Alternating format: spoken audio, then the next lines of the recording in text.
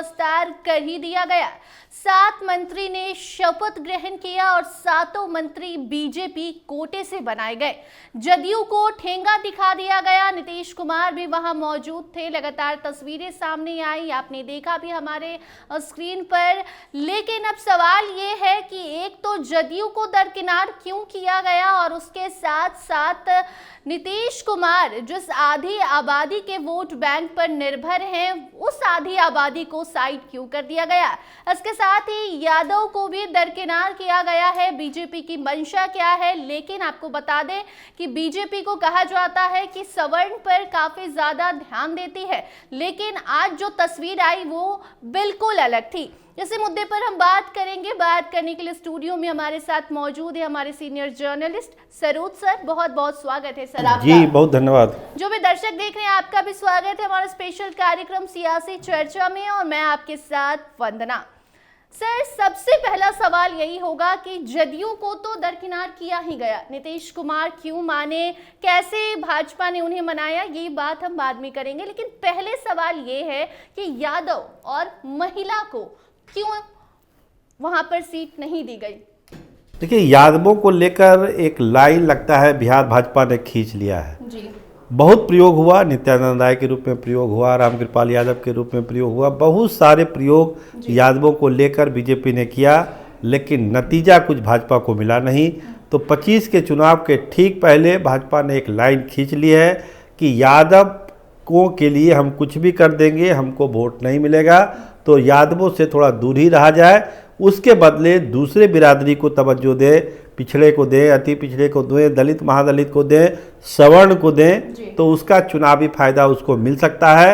आज के मंत्रिमंडल विस्तार में वंदना जी उसी की झांकी आप देख रही हैं। जी, ये तो झांकी है, फिल्म अभी बाकी है। तो झांकी से एक और बात याद आती है कि नीतीश कुमार की पार्टी को भी जगह नहीं मिली। तो क्या ये वो झांकी है जो 2025 चुनाव के बाद देखने को मिलेगी? देखिए, यही एक परसेप्शन गया है जी। आज के विस्तार से, चूँकि 2 मंत्री पद खाली था जेडीयू के लिए। देखिए, जो टोटल 36 मंत्री बनने हैं, और एक चीज़ जानकारी आपके दर्शकों को हम दे दें, जब से मुख्यमंत्री बने हैं नीतीश कुमार, यानी 2005 से 24 नवंबर 2005 से आज तक 36 मंत्रियों का कोटा नीतीश कुमार ने कभी नहीं भरा। ये पहला मौका आज के तारीख में जो हम लोग डिस्कस कर रहे हैं, टोटल के टोटल मंत्री पद को नीतीश कुमार ने भर दिया। नीतीश कुमार ने भरा है या फिर भाजपा के प्रेशर में आके नीतीश कुमार को भरना पड़ गया? सवाल है कि मुख्यमंत्री हैं तो विशेषाधिकार तो उनका है जी। दबाव तो भाजपा का है ही। देखिए, दबाव साफ झलकता है। 7 के 7 मंत्री अगर भाजपा के ही बन जा रहे हैं तो कोई भी कुछ भी तर्क दे, ये एकदम सत्य है कि दबाव भाजपा का था।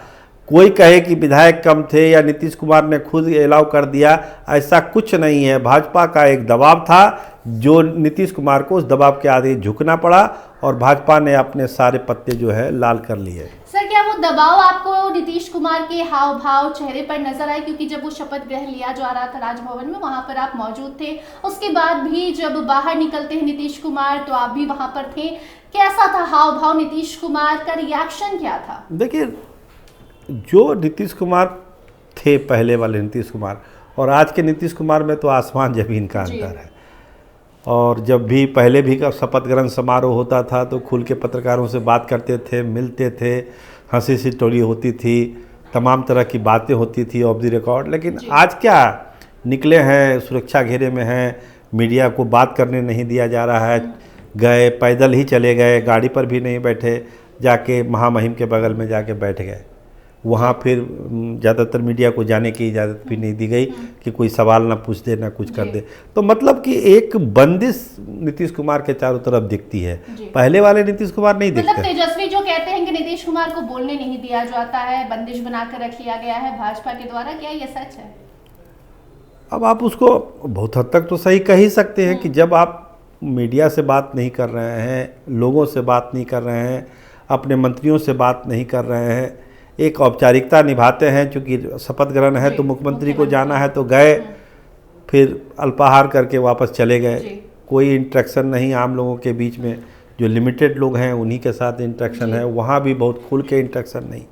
तो इसका मतलब है कहीं ना कहीं से एक रिजर्वेशन नीतीश कुमार लेके चल रहे हैं। वजह जो भी हो, सियासी हो, हेल्थ ग्राउंड हो, जो भी बात हो, लेकिन पहले वाले नीतीश कुमार और आज के नीतीश कुमार में आसमान जमीन का अंतर है।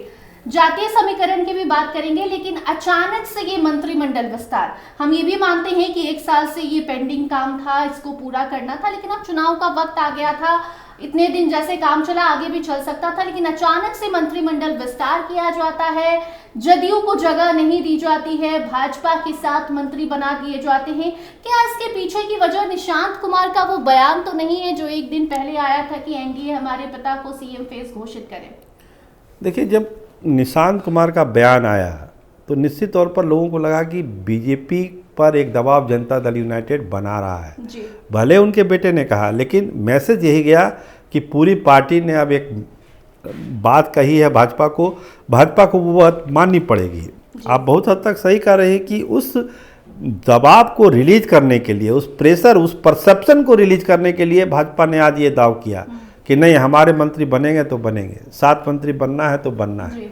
तो वो बना दिया, वो प्रेशर रिलीज किया भाजपा ने कि नहीं, हम जो है बराबरी में हैं। ऐसा नहीं कि हम पर कोई दबाव डाल के कोई काम करा लेगा। वो तो भाजपा ने आज इससे साबित किया 7 मंत्री बना के। सर, सवर्णों की जाति कहलाती है भाजपा, लेकिन आज 7 मंत्री में 2 सवर्ण मंत्री बनाए गए और बाकी के जो है वो पिछड़ा में से आते हैं। ऐसे में क्या मैसेज देने की कोशिश की जा रही है? देखिए, राजपूतों के प्रतिनिधित्व कम था तो स्वाभाविक है राजपूत से एक बनना था, चाहे राणा रणधीर को बनना था या राजू सिंह से। आप सवेरे से कह रहे हैं कि राजू सिंह का नाम सबसे आगे चल रहा है, वो मंत्री बन भी गए और भूमियार बिरादरी से भी बना दिए गए हैं, जीवेश कुमार को बना दिया गया है। तो अपर कास्ट जो वोट बैंक है, देखिए ये क्या है कि भाई अपर कास्ट मुख्यमंत्री नहीं बनेगा तो बाकी के जो पद हैं, चाहे वो डिप्टी सीएम हो, मंत्री हो, वो तो अपर कास्ट को आपको देना ही पड़ेगा ना। नहीं तो फिर अपर कास्ट आपके साथ क्यों होगा? आपने एक व्यवस्था बना दी कि भाई मुख्यमंत्री का पद संभव नहीं है देना, चाहे महागठबंधन में हो चाहे एनडीए में हो। तो बाकी के पदों पर तो जो अपर कास्ट वोटर, जो एमएलए हैं, विधायक हैं, उनको तो करना ही पड़ेगा, तभी आपको वोट करेंगे, नहीं तो फिर क्यों करेंगे, फिर दूसरी जगह वोट करेंगे। लेकिन ये जो बना है, आज विस्तार हुआ है, उसमें आप देखिएगा कि कोयरी समाज, कुर्मी समाज और जो भाजपा का अपना वोट बैंक है वैश्य का, उससे 2 मंत्री बनाए गए हैं। इसको गौर करिए, मोतीलाल प्रसाद और संजय सराबगी दोनों वैश्य समाज से हैं, दोनों को बनाया गया है। एक तेली समाज से है, एक मारवाड़ी समाज से है। तो अपना जो वोट बैंक बीजेपी का है उसको उसने ख्याल रखा है। अपर कास्ट को भी जगह दी गई है, वैश्यों को जगह दी गई है। और जो लव कुश समीकरण, नीतीश कुमार का जो लव कुश समीकरण है, उसमें भी सेंधमारी को लेकर उसने कोयरी को भी दिया, कुर्मी को भी दिया।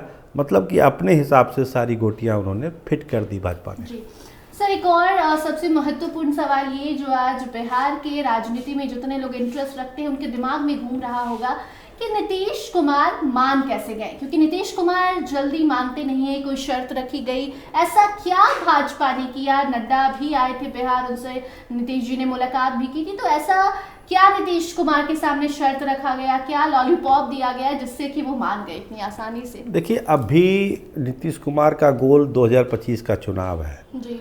और उसमें जनता दल यूनाइटेड को 1 नंबर की पार्टी बनाना उनका मेन लक्ष्य है जी। जो पार्टी कर चल रही है, सीटों का बंटवारा होना है, उसमें ज़्यादा से ज़्यादा सीटें लेनी है। देखिए, अब ये तो विधानसभा 4-5 महीने की विधानसभा है, ख़त्म हो जानी है, तो नीतीश कुमार ने इस पर ज़्यादा अपना जोर नहीं दिया।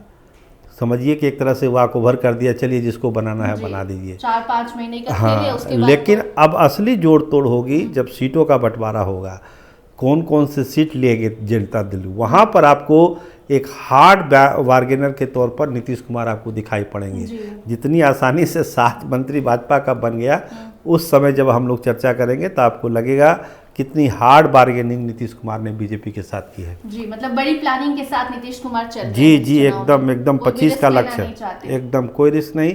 ये तो अब 3-4 साल 5 महीने के मंत्री लोग हैं, बात तो खत्म ही हो जाए। विपक्ष तो अब सवाल उठाएगी ना कि जदयू कोटे से 2 मंत्री तो बना देते, 1 मंत्री बना देते, लेकिन किसी को जगह नहीं दी गई। ऐसे में अब विपक्ष सवाल उठाएगी, फिर से हो सकता है कि राजद की तरफ से ऑफर पर ऑफर नीतीश कुमार को मिलने लगे। सवाल तो जनता दल यूनाइटेड के भीतर से भी उठ रहा है जब हम लोग राजभवन से आ रहे थे तो जदयू के बहुत सारे नेताओं से बात हुई हमारी। सवाल तो जदयू के अंदर से ही उठ रहा है कि भाई अपना कोटा आपने बीजेपी को क्यों नहीं दिया। लेकिन हमने आपने कहा कि नीतीश कुमार के सामने एक बड़ा लक्ष्य है 25 का चुनाव और जनता दल यूनाइटेड को 1 नंबर की पार्टी बनाना। वो इस छोटे लक्ष्य के चक्कर में फंसे ही नहीं, वो एक बड़े लक्ष्य की तरफ देख रहे हैं और उसी पर सारा अपना दिमाग लगा के रखा हुआ है। बहुत बहुत धन्यवाद जी, बहुत धन्यवाद। तो देखिए, कैबिनेट का विस्तार हो चुका है। 6 से 7 महीने की ये कहानी है। नीतीश कुमार की बड़ी तैयारी है और शायद इसीलिए नीतीश कुमार आज शांत थे और उन्होंने अपने हाथ से 2 मंत्री पद अपने जदयू कोटे से जाने दिया। भाजपा को कह दिया कि ठीक है आप बना लीजिए, लेकिन अब आगे सीट बंटवारे के वक्त इसका बदला नीतीश जरूर लेंगे। बाकी इस मुद्दे को लेकर आप क्या कुछ सोचते हैं, कमेंट सेक्शन में अपनी प्रतिक्रिया जरूर दीजिए। अन्य अपडेट्स के लिए बने रहिए स्टार टीवी बिहार के साथ। धन्यवाद।